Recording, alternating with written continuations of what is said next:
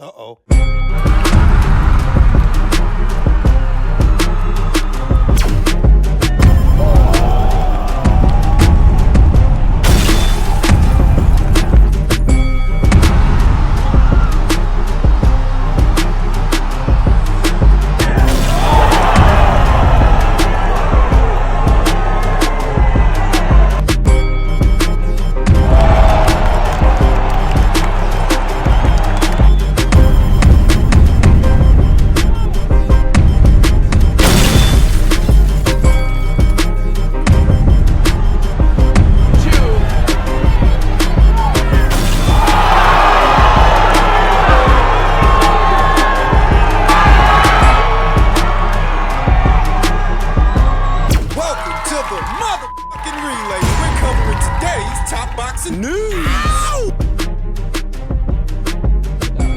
Over Choi, is that better than any wins on your resume? What would you say? Not at all. You know, Choi, I think a lot of girls were gunning for her for a reason. She was inactive. She was doing other stuff. Her mind was all over the place. You know, I think Michaela Mayer wanted her, Alicia Baumgardner wanted her, and they wanted her for a reason because they saw her as a very weak link. And you were able to take that opportunity and you beat her, and credit to you. But I'm no Choi. You know, I would have stopped her. I would have knocked her out, and that's a fact. And I intend to do the same to you on Saturday. Do you have a response to that, Jessica? I mean, I feel like she says that every fight, but what have I done every fight? What have you done compared? What have I done? I've come in as an underdog and I've come out on top more than just once. Huh?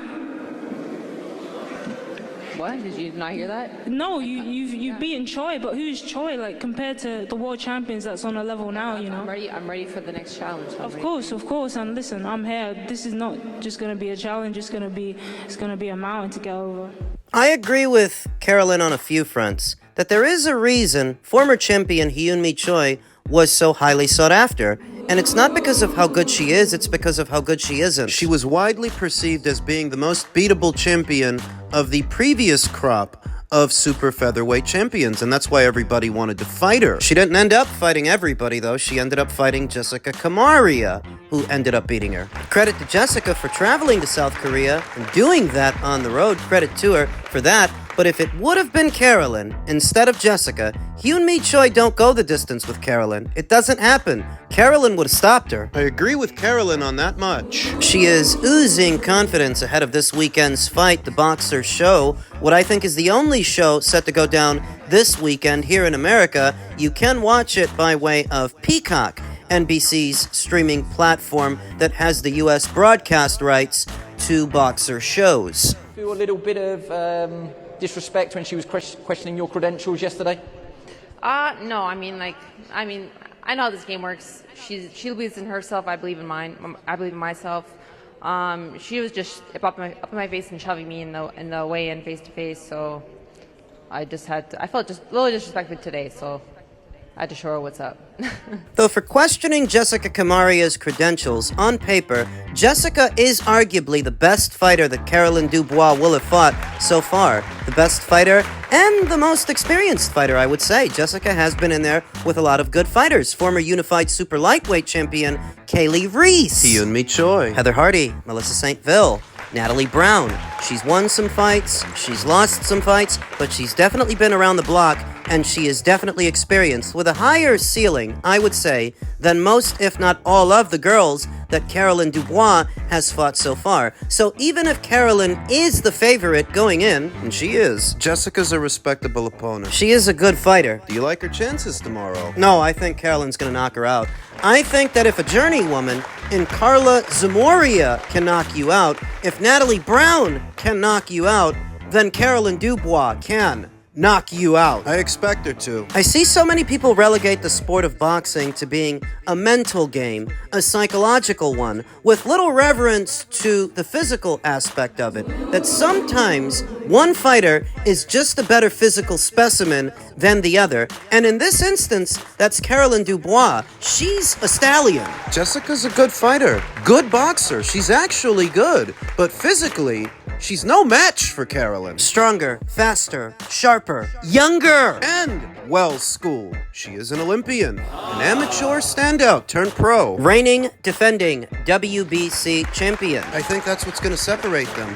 That physically, Carolyn is just too much for Jessica Camara. The punches are going to come in hot and heavy, where Jessica Camara herself has never been a big puncher. Carolyn Dubois so obviously is, on top of being a good boxer. So Jessica's a good kid and a good fighter, but Tamara, she's going to lose. So I see it. Elsewhere in the world of boxing, you might have already heard that Sam Goodman is once again injured and out of the Naoya Inoue fight. The cut that initially postponed Sam Goodman's fight with Naoya Inoue has now caused Goodman to pull out of their rescheduled date.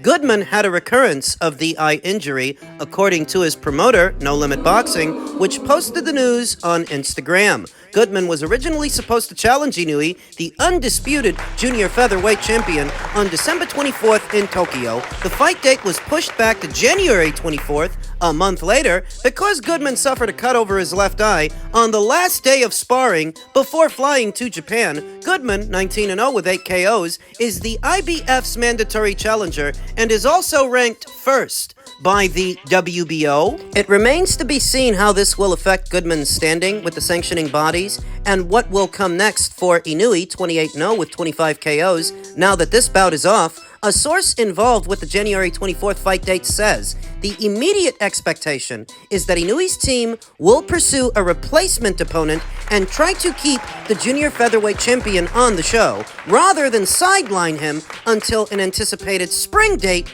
in the United States. Per veteran boxing scribe Mike Kopinger, Naoya Inoue will fight a new opponent on January 24th, sources tell ESPN, after Goodman withdrew again. Let's just cut the crap.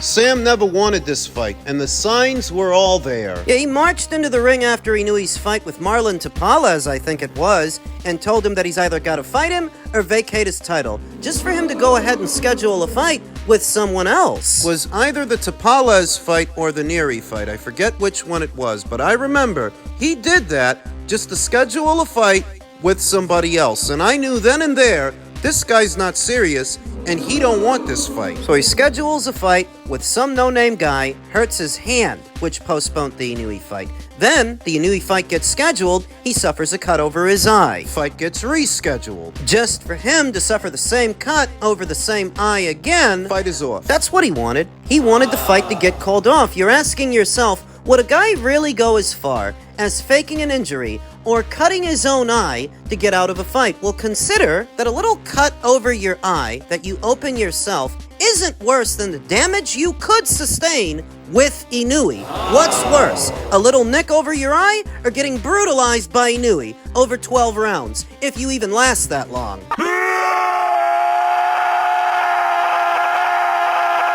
It's fake. The whole goddamn thing's fake. I don't romanticize boxers. They're just people. And people lie. People are fake. Faking an injury in the sport of boxing is tantamount to calling out sick. Playing hooky from work or school. That's what Sam's doing. He doesn't want to lose his O to Inoue. He can make domestic level money, safe money, right there in Australia, where there's not as much emphasis on world level opponents, world class opponents. I often talk about how the Australian boxing scene is an insulated boxing scene where you don't necessarily need the biggest name opponents to sell some tickets. It's got its pros and it's got its cons. In this instance, it's a bit of a con. Sam would rather stay domestic. Stay down there. I don't believe he's injured. I don't believe he ever wanted this fight. And that's all this is. He's wasted enough of our time, Inoue's time. If there were ever a reason for Inoue to maybe prioritize the Akhmadaliev fight instead of the Goodman fight, this would be it.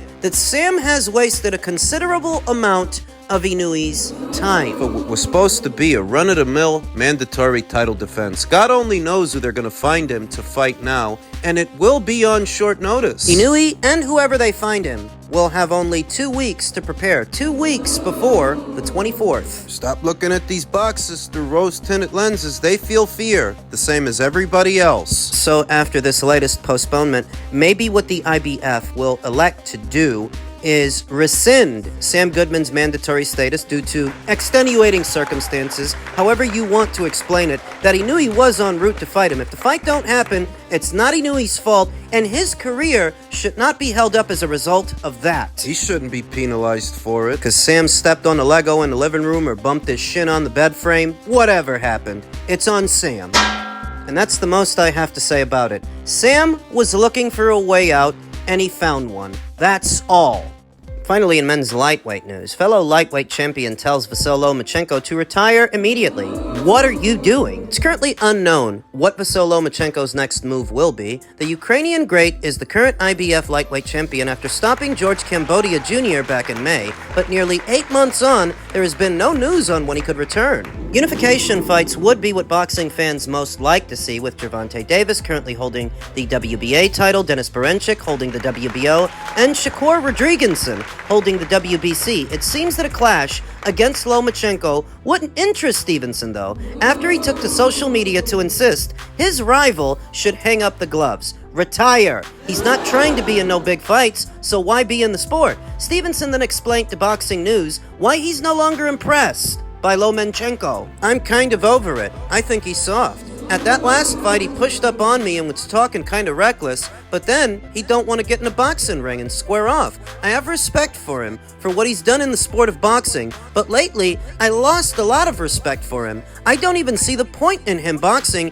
if he's not going to fight me or Tank. What's the point? What are you doing? Many expressed understanding for Vasyl Lomachenko foregoing that Gervonta Davis fight on the premise that Lomachenko wanted that fight for years, and Gervonta waited good up until Loma started talking about retiring. An obvious tactic to age him out when he's slower and less dangerous, and most people interpret it that way. But how long is that understanding going to last? That sympathy. With Lomachenko seemingly not in his focus, Stevenson returns to action in February when he defends his title against Floyd Schofield. While it may pit together two unbeaten talents, the fight that the boxing world wants to see at 135 for Shakur is a clash against Davis. They had an infamous sparring session several years ago, and Stevenson has lifted the lid on exactly what went down against Tank. Another guy who's courting retirement. Gervonta Davis recently said this could be his last year in the sport of boxing,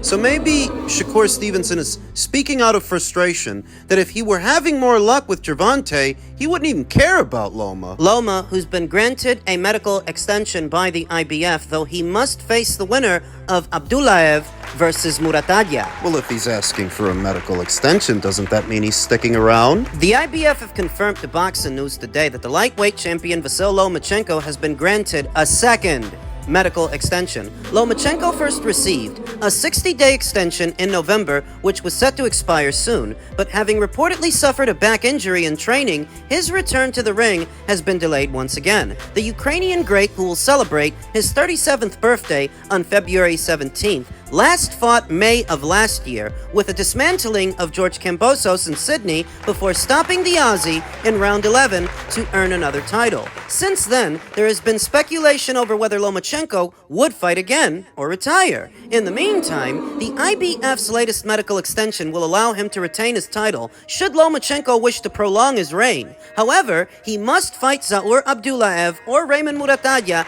by October 8th. The two have been ordered by the IBF to fight for the interim title, and in the meantime, with the winner moving forward to face Lomachenko. The news follows on from yesterday's confirmation that Loma's compatriot, Denis Berinchyk, will defend his WBO world title against unbeaten American Keyshawn Davis on February 14th at Madison Square Garden's Hulu Theater in New York.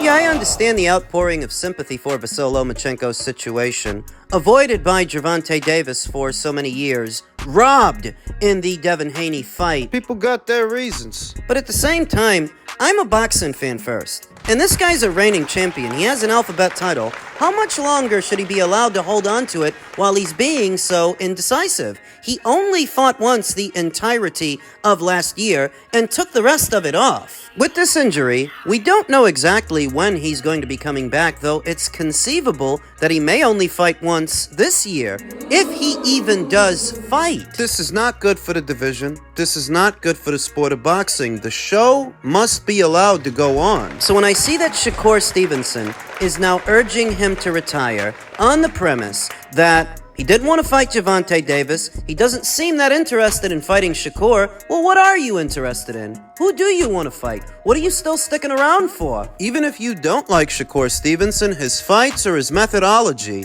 that's a valid question. If you don't get out of bed anymore for those kinds of fights, then why stick around? It's not going to get easier, you know. Just in keeping with the theme of careers that are now winding down, Tom Loeffler is the latest American calling for Usyk to fight Deontay Wilder. Yeah, Tom has called for Usyk to fight the Bronze Bomber ahead of Wilder's rumored return to the ring in the coming months. The biggest problem that I have with this proposition is how disingenuous and one-sided it is, because they want Wilder to get an opportunity at a bunch of alphabet titles he didn't earn. He can't earn because every time they've stepped him up, he lost. That's one. And two, if he actually gets that opportunity and Usyk beats him, Usyk's not going to get any credit for it. All of those Deontay Wilder supporters that thought he would beat Joseph Parker, do you see an overabundance of them lavishing praise on Joseph Parker, giving him credit? Or Zhilei Zhang, Who knocked him out? do you see an overabundance of them lavishing praise on Zhilei Zhang? No, their excuse is that Wilder's past it. Wilder's finished. So if he's finished, why should he fight Usyk? Why should Usyk fight him? What's in it for Usyk? It's not a legacy fight. You're treating Deontay Wilder like he's the missing puzzle piece to Usyk's resume when the only reason he's not there is because he couldn't hack it. He couldn't stay at the top. Scarcity creates value, and given the current scarcity of top-shelf, top-level American heavyweights for a lot of people, Wilder is all they got, so they're still holding on to him. Though I can only tell you now what I told you before. If this guy couldn't find his right hand with Joseph Parker, who was putting a lot of pressure on him, I don't see how he's going to find it with Usyk, who's even faster and even better, even now at 37. I think Usyk is too much for Wilder, and I think he stops him. I think Wilder's punch resistance is gone, which is why he's looking at the kind of guys he's looking at for his comeback fight. Stephen Shaw. Curtis Harper. Those are the only kinds of guys he can beat at this point. For him to be fast-tracked to 3 alphabet titles in the heavyweight division. The Americans won't stand for due process or ceremony. They want the American heavyweight to be fast-tracked to an opportunity he doesn't deserve for no reason other than he's American. DEI, baby! So that once again, when some heavyweight proves that Wilder can't hack it at the top, you're going to deprive him of credit. And still put this hype job on a pedestal. How far has American boxing fallen that this is all you've got in the heavyweight division? At a time where debates rage on as to whether or not Usyk actually is an all-time great, the question I have is, how many more times do you gotta see Wilder lose before you let this go? What, the Fury fights weren't enough? The Parker fight? The Zhang fight? You want they should beat this guy in the pudding? In the mulch? I'm sick of it. I've seen the Americans put this guy on a pedestal for years, and now that he's circling the drain, they're still doing it? Can't fix stupid. Let Wilder have his fight with Stephen Shaw, or whoever it's gonna be on Black Prime, and then let him move into a Francis Ngannou fight. Maybe he can win that one. Stop wasting Usyk's time with this nonsense.